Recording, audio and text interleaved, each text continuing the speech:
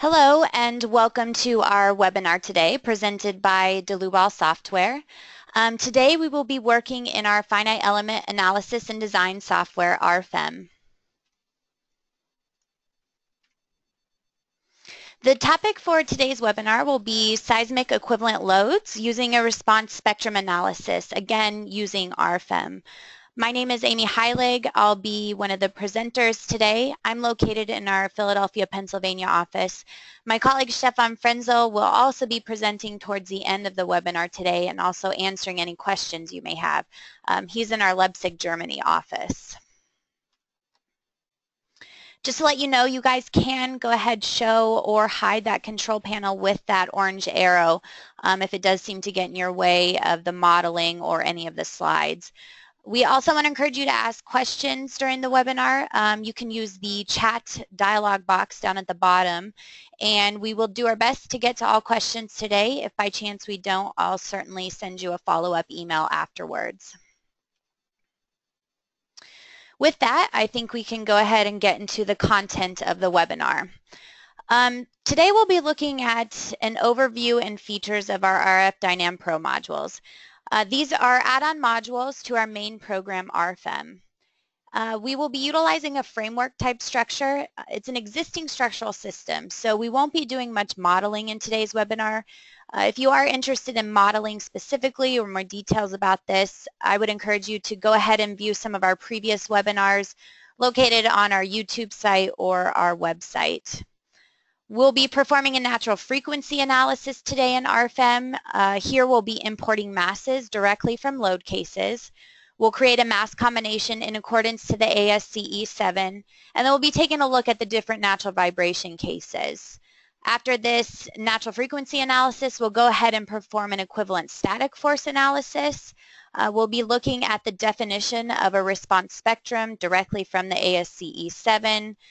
Here we'll go ahead and select our mode shapes that are relevant, and then I want to take a look at a couple different cases, one without accidental torsion and one with accidental torsion according to the ASCE 7. And then we'll go ahead and export all of our load cases and combinations back into RFEM so that we can use concurrently with the other load cases such as dead load, live load, snow load. So as I mentioned, we'll be utilizing the dynamic modules in RFEM. And we have 3 DYNAM Pro modules. The first one is RF-DYNAM Pro Natural Vibrations. This is essentially always needed. This will perform your natural frequencies and mode shapes for any members, surfaces, and solids in your model. Here you can import masses from load cases, you can create mass combinations, and in addition you can manually define additional masses, not only at nodes but also on members, surfaces, lines. We can also include any initial conditions such as axial forces, stiffness modifications, and a little bit more, and I'll be showing that today as well. Then we have our RF-DYNAM Pro force vibrations. This is for a time history analysis, and it's for a multimodal multi-point response spectrum analysis. So essentially you can perform a response spectrum analysis differently throughout a single structure. We won't be using this module today. We did do a previous webinar walking and running across a pedestrian bridge that utilized this module, and it was a time history analysis. So again, this is on our YouTube channel or on our website. Today we'll actually be using the RF-DYNAM Pro equivalent loads. This is a multimodal response spectrum analysis where we will generate equivalent static forces. We'll go ahead and create load cases and result combinations and export them back into RFEM to again use with our other load cases. So with that, I think that we can go ahead and get right into RFEM. So as I mentioned, we have an existing structure here. It's nothing too complicated, just some typical steel shapes according to the AISC, and then we have a couple slab elements for concrete. Then I went ahead and I added a few load cases here. We have dead load, live load, and snow load. So with our dead load, they're just simple area loads on our surface elements here, and then I used our load generator to go ahead and apply this area load on each member. We can right-click and display separately to see how those loads are being attributed to the members. This is all before solving as well. Then for live loads, same sort of concept, but I have only applied them to the first level here. And then lastly, we have snow load. Again, same concept, but it is applied only to the roof level. So with that, I think that we can jump into our RF-DYNAM Pro add-on module. Over here on the left-hand side in the project navigator is our long list of add-on modules. And just a little tip here, you can right-click on any of these modules and tick them to add them to your favorites so that they'll go ahead and show up at the top here. Or else you can also go up here to add-on modules, and they're categorized a little bit better here. And you'll notice we have Dynamic and Dynamic Pro. So this will go ahead and launch the add-on module. This dialog box is essentially all that entails the add-on module. A little note here as well that all of these modules essentially have the same interface. So whether you're doing steel design, concrete design per the ACI or any other international code, dynamics, for the most part, most of these modules have the same interface and the same workflow. So it's very user-friendly no matter which model or module you're in, that it won't look completely strange when you launch it, but more similar, so to speak. And as I mentioned before, we have our 3 dynamics add-on modules here. Here is natural vibrations, here's force vibrations, and here's equivalent loads. So it all just depends on what's activated on your license. We'll go ahead and start with the natural vibrations. And we want to go ahead and click this mass combinations checkbox here. And you'll notice that the mass combinations tab popped up when I did that. Then we'll move into defining our mass cases. So initially we want to give a description for our first mass case, and here we can just type in dead load, and we want to define the mass case type. We'll leave this as permanent. A lot of these other categories are for international codes, so for the ASCE we'll go ahead and just leave all of these as permanent. Now we need to define which masses are a part of this mass case. So our first option here is from the self-weight of structure. The second option is from force components of our load case, which you can see the previously defined load cases that I have here, dead load, live load, snow load from RFEM. Had I defined any load combinations, those would be available here, but I didn't define any, so that's why this drop-down box is empty. So for our case, we're going to go ahead and leave this as dead load, but what I do want to do is to uncheck this from self-weight of structure. The reason for this is I've already accounted for self-weight in my load case 1 here. So if I have this checked as well, it will count for it twice, which is not what we want to do. We can also manually define additional masses here. This is nodes, lines, members, and surfaces, and again, all of these tabs popped up as we check these on.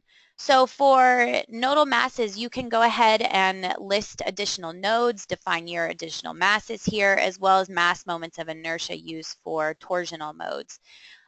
We have line masses, member masses, surface masses. It's quite user-friendly to use as well. You can just click in this cell and then you can actually just define a surface graphically. So you don't necessarily need to know the number of the surface, but rather you can do everything graphically. If we were to define some additional masses, that total would be shown here in the additional masses at. For our case, we're not going to define any additional masses, but what you can do is you can go ahead and calculate the mass quickly, and the program will actually sum up all of your total masses being used for this particular mass case. We can also get the center of total mass in the X, Y, and Z coordinates. If we click on the details button here, it's just a few more in-depth topics I just want to bring up quickly. We have our mass conversion type. So right now the default is set to Z components of loads. So any loads that we have in the positive or negative direction in the Z global direction, those will be considered for this mass case. We have Z components of loads in direction of gravity. So essentially this would be any loads defined in the negative Z direction are used only. And then we have the full loads as mass. So this would be if you had loads defined in the X, the Y direction, the Z direction, all of those would be considered for your mass conversion. The same that we added masses, we also have the option to neglect masses here. If I check that checkbox and go into this dialog box, it looks familiar that we were just looking at, but here you can actually choose to neglect any masses along these elements in the translational or rotational direction. And then we have our acceleration of gravity, which is of course used to convert forces to mass. So we want to go ahead and create a couple more mass cases. This one we'll go ahead and give the mass description live load. We want to uncheck the self-weight and choose live load as the load case. And then lastly, we have snow load. Again, unchecking self-weight, and then we'll go ahead and choose snow load from our load case. Okay, so we have our three mass cases here. Now, the next thing that we want to do is to go ahead and create a mass combination. I want to go back to the PowerPoint here because ASCE 7 in section 12.7.2 addresses mass considerations. Essentially, the code tells us that we need to include all masses above the above the base for dead load. If we have any areas that are used for live load storage, we need to include 25% of this. And then if we have any snow loads that are greater than 30 PSF, then we need to include 20% of this. So with these considerations, if we go back into the model, we certainly want to use all three of these mass cases. And I can quickly add them to the mass cases to be considered for this mass combination. I can also give the mass combination a description. You can have multiple mass combinations here. For our case, we're only going to have one, so there's no need to give it a description. But what we do want to do is to go ahead and change these factors. So live load, as we just saw, we want it to be 0.25 and snow load as 0.2. So now we have our first mass combination in accordance with the ASCE 7. So now with that said, I think that we can go ahead and move into our natural vibration cases. With our natural vibration cases, same as with the mass combinations, you can create multiple natural vibration cases. Give it a description. For our case, we will only have one, so there's no need to give it a specific description. Since we don't know anything about this structure, it's asking us the number of lowest eigenvalues to calculate. We can go ahead and start at 30. I think this is an adequate number to go ahead and solve for when we initially don't know anything. The next question is the acting masses. So we can choose our mass cases here, or better yet, we have our mass combination that we created according to the ASCE. Now it's asking us in what directions do we want to consider for this natural vibration analysis. I'm going to go ahead and explain these X, Y, and Z directions as well as the X, Y, and Z rotations concurrently with our calculation parameters. So if I click on this calculation parameters tab, I can see that there are 4 types of mass matrices. The first is the diagonal matrix. So with this one, all masses are lumped to FE nodes. So not just our nodes that are available in our model, but actually every FE mesh point. Only translational masses are considered. So this is X, Y, and Z. There will be no torsional modes. So essentially, even if you have these checked or unchecked, it really doesn't matter when you have this diagonal matrix chosen because the program will ignore all torsional modes. However, the exception to that is when we define a mass moment of inertia for nodes. And that was back here in our mass case. If we additionally define masses at nodes, remember we had this option to go ahead and add in a mass moment of inertia here. So for this option, this will actually be considered for our torsional modes despite us choosing a diagonal matrix. I'm going to go ahead and uncheck this since we are not considering that. For the diagonal matrix with torsional elements, this again is where all mass is lumped to the FE nodes. Here translation and rotation are both considered. However, with rotation, it depends on the member or surface element's longitudinal direction. So for instance, we have this beam here running in the global y direction. So masses about the y-axis will be considered. For this column here, it's running in the global z direction, so masses about the z direction will be considered.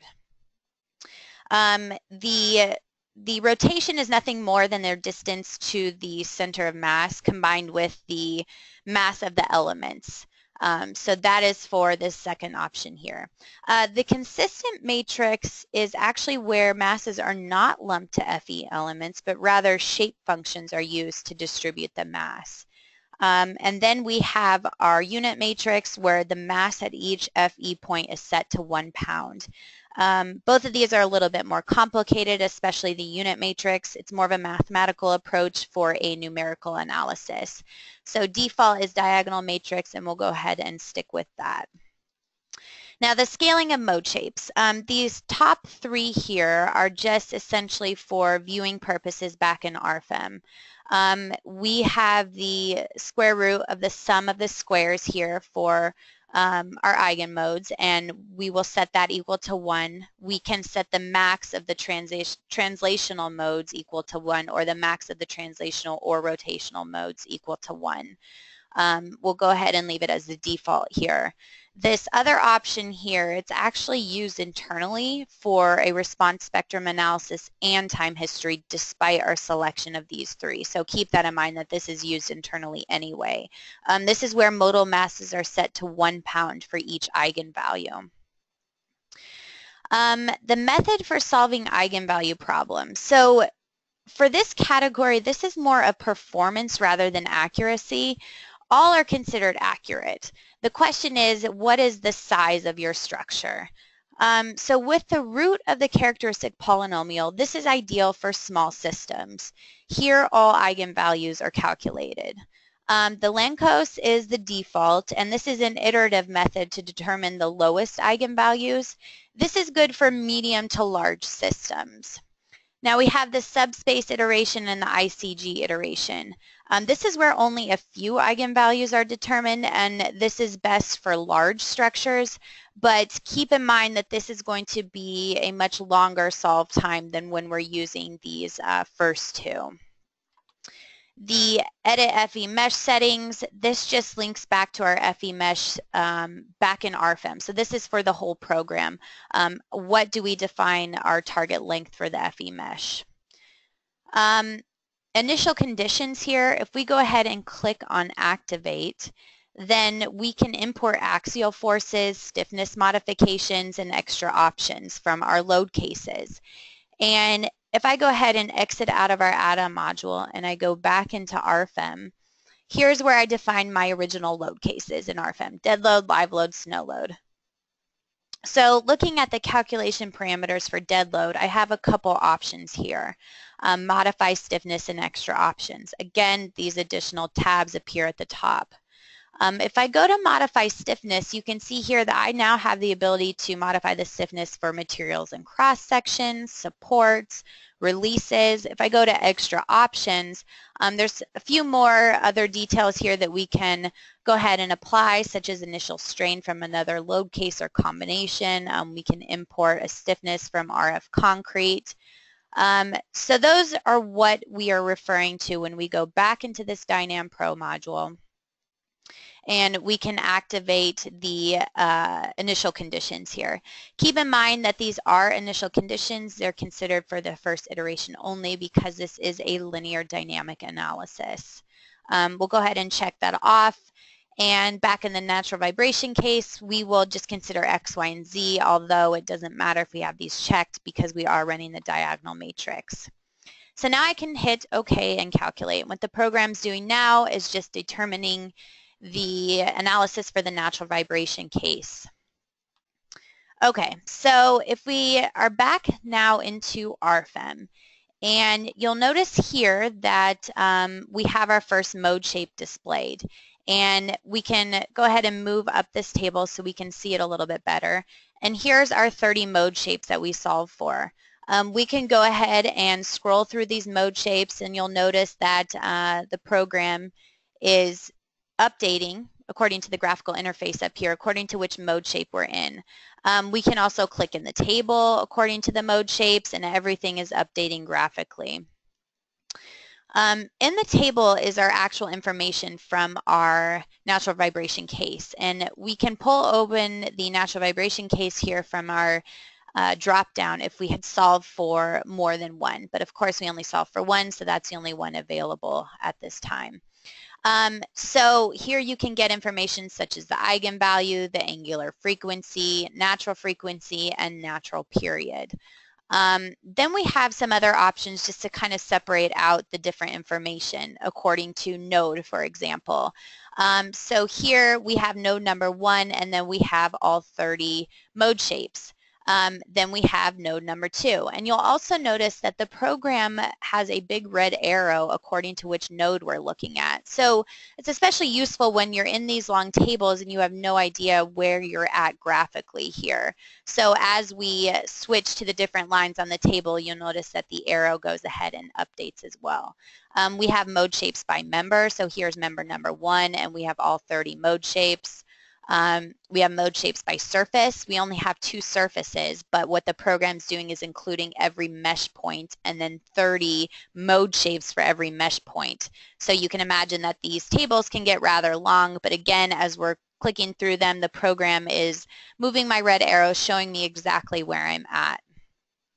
If we take a look at mode shapes by mesh node, we can get the displacements and the rotations according to each FE mesh point in the structure.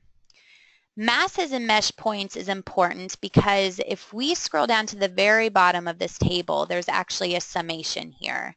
This is the total mass being applied to this structure. You'll notice here in the X, Y, and Z, they're all 3 the same because we didn't differentiate any masses for the 3 separate directions. So it makes sense that they're all the same values. Equivalent modal mass factors. So here we have our effective modal mass. This is essentially our mass that's being used for this specific mode. And then we have our effective modal mass factors. So this is your mass participation. This is nothing more than our effective modal mass divided by that total mass being used in each direction. So I think that we can see here that for mode shape number 1, we have a mass participation of 92%. So I think it's pretty safe to say that this is our dominant mode for our Y direction.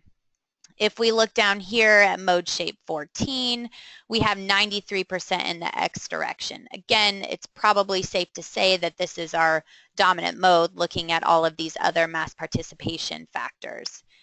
We can scroll down to the bottom and see a summation. We have a total of 93% and 98.9%. Keep in mind that the ASCE E7 requires at least 90% mass participation.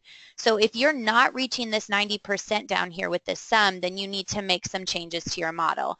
Maybe that's solving for more eigenvalues, or maybe you need to take into account your mass cases, and if you have some heavy machinery, you can go ahead and add in some separate masses back in the DYNAM Pro add-on module. Okay, so now that we have that, I think that we can go ahead and go back to our DYNAM Pro, and you can see here that there's just a quick link while we have our panel still open here. And sorry, back here in this first tab, we have the equivalent loads checkbox. So what this is doing, this is launching the add-on module for equivalent loads. And the only thing that happens is just a couple more tabs will pop up here. So our natural vibration cases, they're still relevant for everything that we just solved for. But now we actually want to go ahead and define a response spectra. Here, again, we can give it a description, but for our case, we will only have one response spectra, so we don't necessarily need to put in a description now. Here we have all of the different standards according to, we have the NBC 2005 here, we have several IBC codes, the Euro code. For our case, we'll be in the IBC 2012, and then, sorry, ASCE E7-10. Here's all of our applicable information directly from the ASCE 7. What's also great about this is that we have our table here. And as we scroll through the table, you'll notice down at the bottom that my graph of my response spectra is actually showing me where I'm at as I click through this table. You have the ability to change your time step if you'd like, to whatever you prefer. So for us also, I wanted to take note that this is the case for most of the tables throughout RFEM and the add-on modules.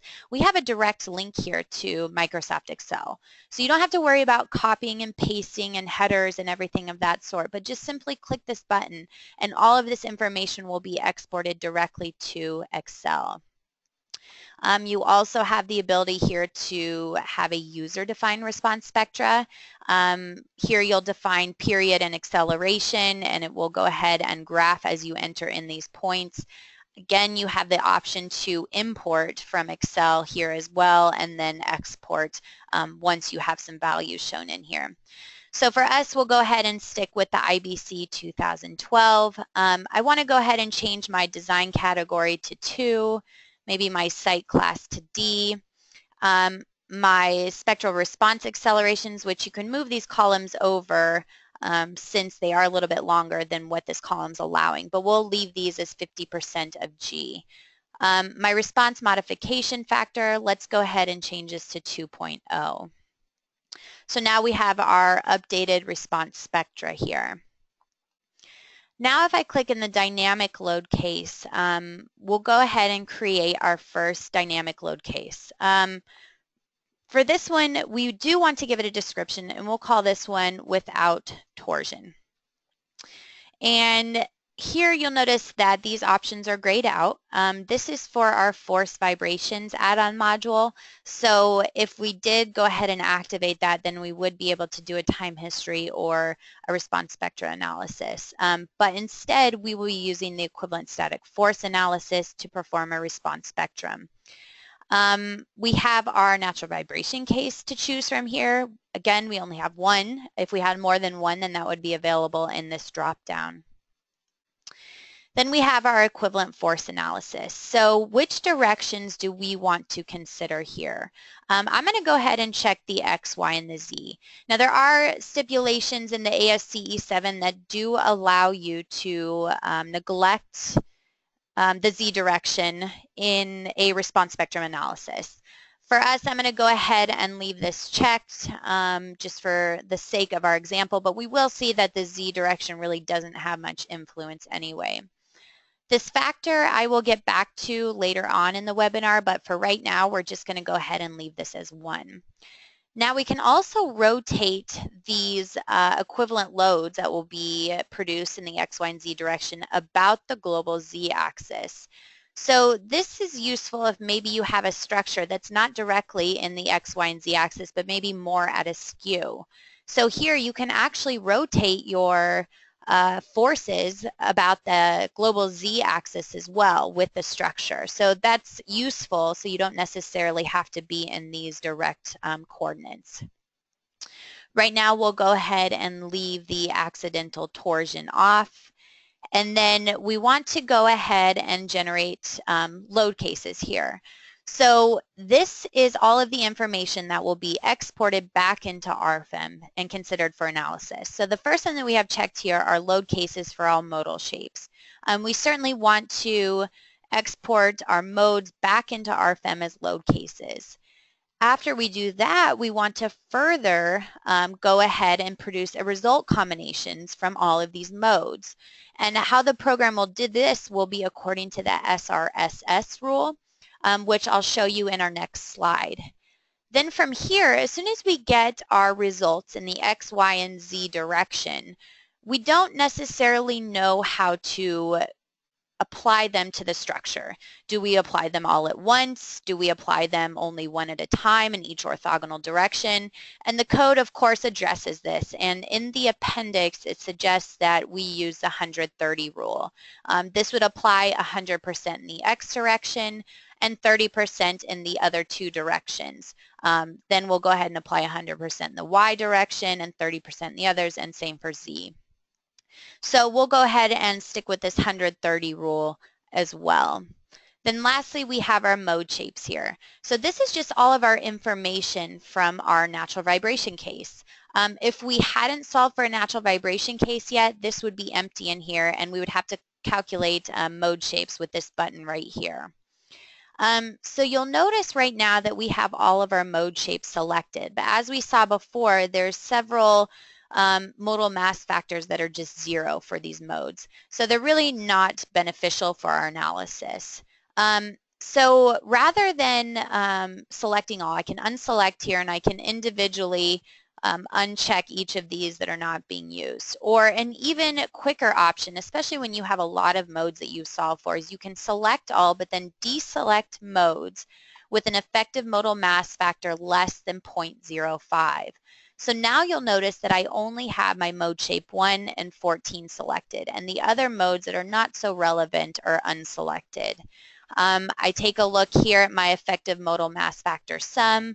I'm still above 90%, which is what the code requires. So for this situation, this is fine to neglect all of these under 0.05. If we were under 90% here, then maybe we would need to decrease this number to 0.03, 0.02 until we reach at least 90% here.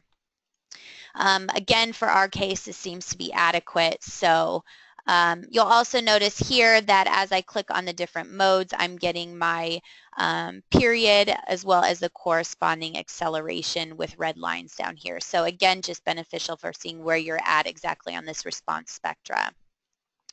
So I think with that, we can go ahead and click OK and calculate. So now what the program's doing is just determining the equivalent loads in the program. You can see it's pretty quick for calculating that dynamic analysis. What I want to show you here is that let's go ahead and start with our drop down here. So now we have some mode shapes here for our load cases, and we also have result combinations. Let me go ahead and clarify a little bit about what exactly was exported from RF-DYNAM Pro. So we're back now into our main program RFEM, but we utilized RF-DYNAM Pro to export our equivalent loads for our seismic analysis. You'll notice here in our load cases, we have our dead load, live load, snow load. This is just what was already defined before performing our seismic analysis. But now we have some mode shapes, and we have kind of a special case here for this structure because we had those two dominant modes, mode shape 1 and 14, for both, or for all of our X, Y, and Z directions. This is pretty rare. Usually you're going to have several mode shapes for all directions in order to go ahead and reach that 90%. But for our case, you know, we do have these dominant modes here, so this is what we chose to utilize in our response spectrum analysis. Then if we go ahead and go to our result combinations, and here is where we have our result envelope, and this is just taking the mode shapes and combining them according to the SRSS rule. And with this, let me go back to our slide here, and let me show you exactly how these equivalent loads are calculated. It looks a little bit intimidating at first, but realistically, if you break it down, it's not too complicated. So for each line here, we have an excitation direction. So this would be excitation in the X, the Y, and the Z. Then for each direction, we have a force in the X, the Y, the Z. We have our participation factor here. We have our mode shapes. Then we have the acceleration from the response spectra that we defined as a function of our period. And then we have our masses. Then for each mode, we have this, this output of our equivalent loads, but we need to somehow combine all the modes for a single direction, and that's where the SRSS rule comes into play. So for each mode, like this is a single mode here, this is another mode, we're going to combine according to the SRSS rule, and this is just the square root, sum of the squares. We also have the option to combine according to the SRSS rule, but with the preserve sign option. This is default in the program, but you certainly can check it off.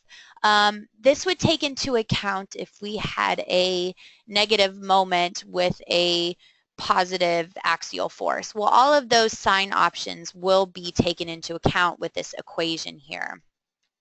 So going back to our model, this is what the SRSS rule is doing here in our X, Y, and Z direction. So you can see here under calculation parameters, we have the SRSS rule. This is just implemented into the program, and then we have the option to preserve signs or to uncheck that, but we want to leave that checked for now. Now again, keep this in mind that typically, which for our next case, you will have more than one mode shape. We just had an ideal structure here where we had one dominant mode shape that reached the 90%, so the SRSS rule is really not too applicable here. Now we have our result envelope according to the 130 rule. So this is what I was explaining earlier, that we have now our forces in the X, Y, and Z, but how exactly do we apply them to the structure? Again, do we apply them all at once? Maybe we apply each one individually, and the ASCE addresses this and suggests that we apply 100% in the X direction while we have 30% in the Y and Z. Then we have 100% in the Y with 30% in the other directions, and then 100% in the Z. So the program automatically calculates all of this for you. So with that said, I want to go back into my add-on modules, DYNAM Pro. And now we want to go ahead and create a dynamic load case. And what I can do is I can just copy my selected dynamic load case here so that all of my settings from previously will be remembered for this copied case. However, I'm going to go ahead and title this one with torsion. Now, if we're looking at our equivalent force analysis, we want to check this checkbox here, consider accidental torsion actions. Going back to the PowerPoint, in ASCE 7, section 12842. Accidental torsion is for assumed displacement of the center of mass. And what the code calls for is for 5% of the length in the X direction and 5% of the length in the Y direction to be considered as eccentricity when applying our forces. So our moment is derived simply from those forces that are being applied to our structure multiplied by this eccentricity. So back in our model, we need to define what these eccentricities are. In our X direction, we have 51 feet for our structure length. So therefore, 5% would be 30.6 inches. In our Y direction, we have 16.4 feet. So 5% of that is 9.84 inches. Everything else will be kept the same. The result combination, I'm just going to increase this to 10 so that I don't override my dynamic load case 1. Mode shapes, everything is still applicable, so I can just hit OK and calculate. So now the program is going to calculate dynamic load case number 2. The other thing I want to show you as well after we solve is that in our results here, so we already went through the natural vibrations case 1, but we now have a dynamic load case 1 and 2 here, and we have all of our different mode shapes. The advantage here is to again scroll to the bottom, and we can actually see, let me go ahead and go back to dead load or dynamic load case 1. We scroll to the bottom here, we can actually see the equivalent sums that are being added up in each direction here. So that's what these are essentially used for, these tables. So something to keep in mind there. And we can click on all mode shapes. You can view one mode shape at a time. If we're under all mode shapes, then we can go ahead and see the sum that's being applied. Z direction, again, is very small, so it's not very applicable, but our X and our Y directions, 115 kips, and then in the X direction, we have 117 kips. So again, this is for all mode shapes, which is only 1 in 14, but you can see the total sum of our equivalent forces that are calculated. So now that we've calculated with accidental torsion, I just want to compare that to without torsion. if you take a look at our load cases now, we now have several more that were calculated here. We have torsion in the plus and minus direction for X, Y, and Z. So I want to show you guys here, if we choose one of these torsion cases, and I'm displaying my load. So it looks certainly not so nice when we're looking at it here, but if we scroll in a bit, then we can see that these are FE points within the model. So this is a member element here. We have an FE point here. We have 3 forces in the X, Y, and Z direction. And then now, to take into account our accidental torsion, we have this moment acting on this FE point. If I choose the minus torsion, it will look exactly the same, except for our moment is reversed with signage. So you can see that this is how the program is applying these equivalent loads at each FE element in the program. Going back into our load cases and combinations, sorry, let me go ahead and, there we go. Going back into our load cases and combinations, let's go to our result combination. So here you can see dynamic load case 1. We've already been through all of this. This is without accidental torsion. But dynamic load case 2 now includes torsion.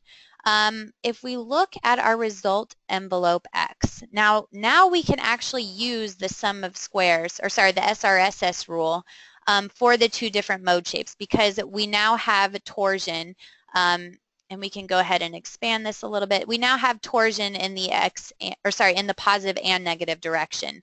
So the program is using the SRSS rule to go ahead and combine our mode shapes to create a result envelope for our X direction, our Y direction, and our Z direction. Then our 130 rule is used again. Again, for each result envelope here, you can see the components that make up this specific result envelope. And we can tell here by our factors that 100% is being applied in the Y direction and 30% in the other 2 directions. So that's just the difference between accidental torsion and not applying accidental torsion. So I want to do one more thing, and that's just kind of clean up the model a bit according to the ASCE 7. So if I go back into my add-on modules, DYNAM Pro, and I go to my dynamic load case here without torsion, I'm just going to go ahead and uncheck this to solve. I just want to stick with our with torsion now, considering our eccentricity. I'm going to move this back down to result combination 1. And then I'm going to go ahead and click OK and calculate. So now the program needs to calculate the natural vibration case and the dynamic load case for all of my entries there. So you can see here that we're back to our natural vibration case, but we also have our dynamic load case with torsion. And again, I want to revisit this load cases and combinations. So going back to the PowerPoint, we now have these E loads.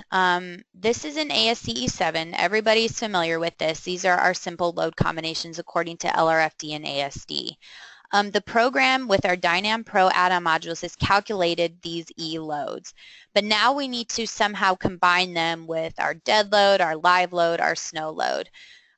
We also have our ASD combinations here. For us, we'll go ahead and stick with the LRFD load combination 5. Also a note here, in the code, section 12.4, it talks about redundancy factors and overstrength factors. This is something that you will want to take a look at, and if you meet the requirements for either redundancy factors or overstrength factors, the code actually calls for the replacement of load combinations according to these sections here. So sections 2 are now not relevant, and you will go ahead and replace with the load combination set forth in section 12.4. Again, for us, we'll go ahead and stick with LRFD load combination 5 here. So back in the model, again, as I mentioned, we already have our earthquake loads, but I want to create a new result case here. And for the description, this is just from my knowledge to kind of know what result combination I'm running. I'm just going to type in what the LRFD equation 5 here. And we clearly see that we have dead load, live load, and snow load here. So I just want to add all three of these load cases here. I need to adjust my factors a little bit to 1.2. My snow load will be 0.2. And then now I need to somehow take into account this earthquake load. So we have our earthquake loads according to the 130 rule, but the question is, do we need to create a result combination with this first result earthquake loads, then another one including the second one, and another one including the third, since we don't know what the worst case is? But the answer is actually that we can use the program to help us here. If I go ahead and select all of these 130 rules, there's a button here called Add Selected with Or. If I click this, and I'm going to quickly change this to permanent, although it doesn't impact our results, but you'll notice here that now for our result envelopes 130, they are set to variable within group 1. So the program will actually cycle through dead load, live load, snow load plus this first result combination, then go back dead load, live load, snow load plus the second, and determine which is our worst case scenario. So that's kind of useful that we don't have to define a whole bunch of load combinations here, but rather the program will do it for us. So now that we have that, we actually have this result combination available here, and I can just simply run it as I would any other load combination in the program. So as you would run a load case, a load combination, or anything else in RFEM, we now have our results according to this specific result combination. Here we can take a look at our global deformations, we can take a look at our members, and maybe we want to look at the normal forces, the shear forces. We can also take a look at our surfaces. If I turn this into wireframe, we can look at the contours according to our moments within the surfaces, stresses, anything else. So for that, it essentially sums up how to combine the equivalent loads with our other load cases. Now, the other thing that we quickly need to talk about, and that would be the story shear and drift. Base shear and story shear are important topics in the ASCE 7. So we want to take a look at a quick way of how to actually gather that story shear and base shear information. The other thing is our drift information. Here I'll just utilize our tables and our nodes to go ahead and define what we want to look at with our drift. So back in the model, if I take a look at this and I go ahead and select these two columns over here, and I'm just holding down my control button, I just drag it and drop it here. It's asking me, do I want to clear my results? That's fine. So now I just have this column kind of floating out here in space. And what I want to do with this is to select everything.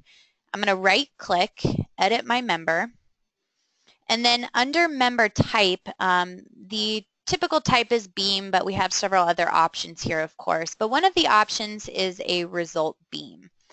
And if I further clarify some properties here, I can go ahead and define what exactly entails in my result beam. This is going to integrate stresses and forces, and what I'm going to choose is from listed include objects. And what it will do, it will integrate all stresses and forces for all my surfaces, all my solids, even though that's irrelevant in this case since we don't have any solids, and all my members. So if I go ahead and hit OK, and you'll notice that all of our results were lost when we kind of modified the model here. So what I first need to do is to solve for my dynamic load case. Again, this is cycling through the natural vibration case and the dynamic load case to come up with those equivalent loads that we've already specified. I also want to go ahead and run this result combination according to the ASCE 7, equation 5, and the program will quickly run through this. Now, if we check our members and we turn on our shear in the local Y, you'll notice that this beam actually has some values on it. If I right-click and turn on my local axis system, the local Y shear corresponds to the global Y. So what this means is that this is actually our base shear in the global Y direction. Our first story shear is nothing more than 116 minus 66. And then our top story shear is 66. We can go ahead and switch it to shear in the Z direction. Again, this is just under members. And here this corresponds with our global X direction. Our base shear is 115, and then we have our first level shear at 113 minus 60, and then our top level shear is 60. And this is all in kips, and if you forget any of the information, you can go ahead and look up here in this table. It will give you which load case you're running, or sorry, which result combination, as well as the internal forces and the units. So why this is important is, or sorry, let me go back to the model to show you one more thing. The other thing I wanted to show you real quickly is story drift. So let's go to wireframe here, and under display, I want to go ahead and show my display here. And this, as you can see, is giving us a deflected shape of our model. If I go here, I've actually already done this, but you can create views, user-defined views of what you want to see in your result. So I've selected just these top columns here, so you can see that this is the only deflected shape here, these yellow lines. And then I've also done the same for the bottom columns. And graphically, we'll get the max based on this selection as well. So you can see here that we have a deflection here of 4 inches. So maybe we certainly want to consider this column for our story drift. If we go down here to our nodes deformations, and I select these 3 nodes here, you'll notice that they highlight according to the table. So that's kind of nice. You don't need to sift through the entire table to understand which node you're looking at here, but rather it'll go ahead and highlight it here. But I can also go ahead and use this button, show selected objects only. And now only my node numbers 32, 33, and 34 are shown. I can go ahead and show my numbering here to understand where I'm at, and then I can get information about my story drift. So the reason why base shear is important quickly is that according to ASCE section 12.9, it states that when our modal base shear is greater than 85% of our calculated base shear. Our modal base shear is what was calculated from our response spectrum analysis. So going back to the program, if we take a look at our results and we go back to our members and we take a look at the shear values here, here's our base shear that we're looking at for our modal base shear. If that's greater than 85% of our calculated V comes from the equivalent lateral force procedure. So that's just spelled out directly in the code of how to calculate that. Then if this equation is met, we need to multiply our forces by this particular factor here. And the question is, where do we use this factor in the program? And that's where I said I'll get back to these factors in the DYNAM Pro module. So opening up DYNAM Pro real quickly, if we take a look at our dynamic load case, we have our factor here that we can go ahead and apply that 0.85 times our modal base shear over our calculated base shear. So you can also take into account redundancy factors here and overstrength factors. So that's where you're essentially going to be multiplying your response spectrum by these factors, which will in turn multiply your equivalent lateral forces by this factor. And then the last consideration is P-delta effects. ASCE 7 in section 12.9 refers to section 12.8, which is in the equivalent lateral force procedure, says that we can neglect P-delta when our stability coefficient is less than 0.1. The stability coefficient is just this equation here directly from the code. We can get most of this information from RFEM, or if some of the factors are, of course, you can find those directly in the code. For our model today, our stability coefficient is 0.04, so therefore we do not need to consider P-delta. With that, I quickly want to turn it over to my colleague Stefan, who will be going over a few more key points in our next release of RFEM. Okay, hello. So, here we have, of course, new features for the new module RF-DYNAM Pro. The first is the QCQ rule for the equivalent forces procedure. So that means we have now a complete quadratic combination in the next customer version of RFEM or RF-DYNAM Pro. And with this rule, is it now possible to consider damping effects in the superposition of the result. Yeah, therefore we have two options in the new RF-DYNAM Pro or in RFEM, of course. The first one is that we can consider this new rule in DYNAM Pro directly, or we can create earthquake load cases manually and can use them afterwards in the result combination and can choose there the QCQ rule. For the QCQ rule, we have here now the option to consider the layer damping or a relay damping, and the values which we need just for this are the damping values and of course the angular frequency of the used modes. Yeah. I just want to show you how to work with these new options here in the program. Therefore I will switch to RFEM, and here you can see, of course, a small model which is nearly the same like Amy's before. And here in the DYNAM Pro module we have now the option in the dynamic load case to consider this CQC rule. Yes, of course.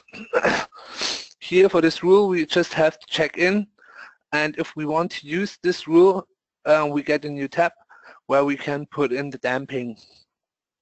So the damping here, of course, the relay damping coefficients or a layer damping, or of course we can give a layer damping differentially for each mode. So if we choose this one, for example, we can choose for every mode a known damping.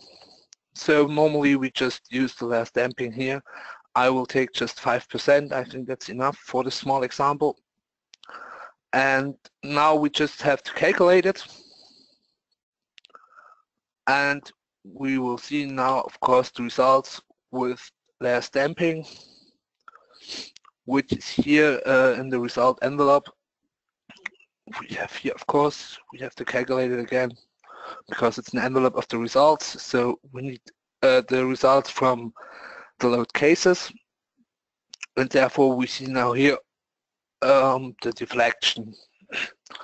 Here we have now also the option to edit a result combination, and in this result combination we have here our calculation parameters. In this calculation parameters we see now here that the CQC rule is used, yeah, because we created these result combinations in DYNAM Pro and they were exported to RFEM afterwards. Here you have, of course, an info.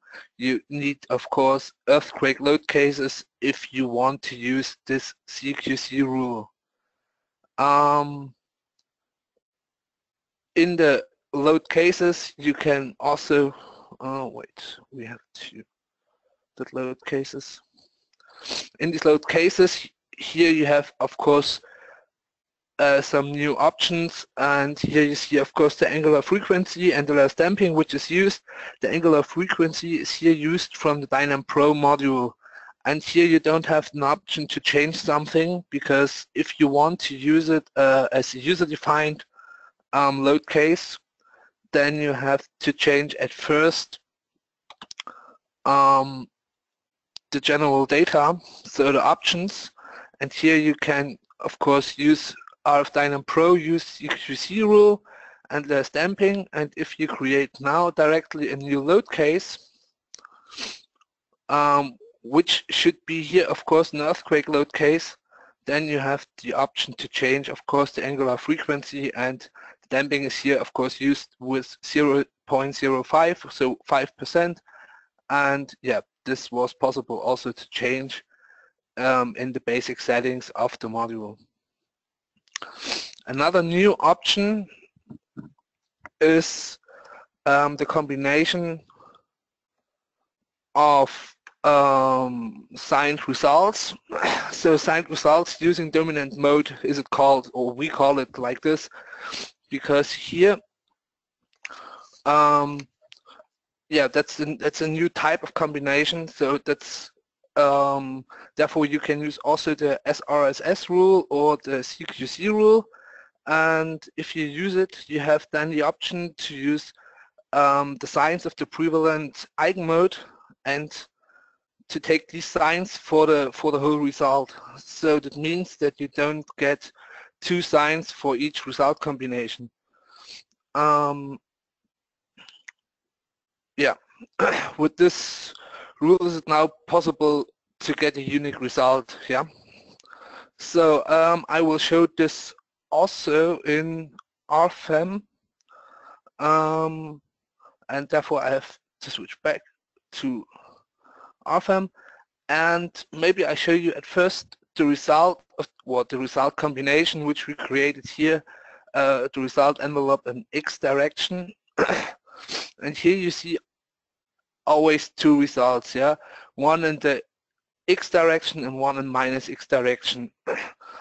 This is caused by the SRSS rule or by this quadratic combination, because you will lose your signs and you will get two results. And if you now want to change that, you have to go back in the result combination. So for example, for this result combination, and you can edit this result combination in the calculation parameters and have now here the new option according to load case or combination, and can choose directly here a mode shape. From this mode shapes, the signs will be used and will taken, yeah, these signs will be taken then for the result at the end. So normally you have here to choose a dominant mode or eigenmode, and therefore we go back at first in the DYNAM Pro module, and here in the DYNAM Pro module we have to look at first in the dynamic load cases, and of course to have a look in the mode shapes. Here for this example you can see we have two mode shapes which are useful for us in the X and the Y direction, and of course we have two mode shapes which are useful in the X direction to get our 90%. So here you have to choose of course normally the dominant mode shape to use it then afterwards in the result combination. So I would here take the mode shape 1 for the Y direction and the mode shape 14 for the X direction. So if we know this, then we can go back in the result combination. Here, for example, the result combination for the X direction, can go on edit and can choose here now the load case for the X direction. So that should be load case 6, that was mode shape 14, and can choose them, and afterwards we get just one result. And yeah, that's the advantage now is here that we just have one result out of the dynamic combination or out of the dynamic calculation, which gives us more efficient results when we want to design afterwards the whole structure. For example, in steel, or if we have a concrete structure, then we have just one result, and yeah, that's more efficient in the end. Yeah. We can do it also, of course, for the Y direction here. So we just have to edit the load, the calculation parameter. We have just to select the result combination, and then we have to add here the load case 1, which is mode shape 1 in Y direction, and choose it here also. Then we calculate this load combination, this result combination, and we get, of course, just one result for the whole structure. So Amy, I'm ready with it. So back. Okay, thanks, Stefan. So yeah, that's just a few of the features coming up in our next release in the next few months. So in summary, I just want to go ahead and suggest that everyone visit our website, dlubal.com. We did go ahead and redo the entire website at the beginning of the year. So if you haven't visited it in a while, it does have a completely new look. We, of course, have several social media blogs, videos, newsletters, and we have several events and conferences that we'll be attending in the coming year. So those are listed on our website as well. Here's our email, info-us@dlubal.com. Phone number here in Philadelphia is 267-702-2815. We'll certainly have more upcoming webinars on our website, email, newsletters, so keep a lookout for those, and you can register directly on our website as well. It's under the support and learning and then webinars. So I know that probably many of you also would like PDH credit for today. If you can just go ahead and send me a quick email, info-us@dlubal.com, to let me know that you would like a certificate. I will be more than happy to go ahead and issue that and send it back to you. And with that, that is the conclusion of the webinar today. Feel free to get in touch with us with any comments or questions, and thank you everyone for your attendance today.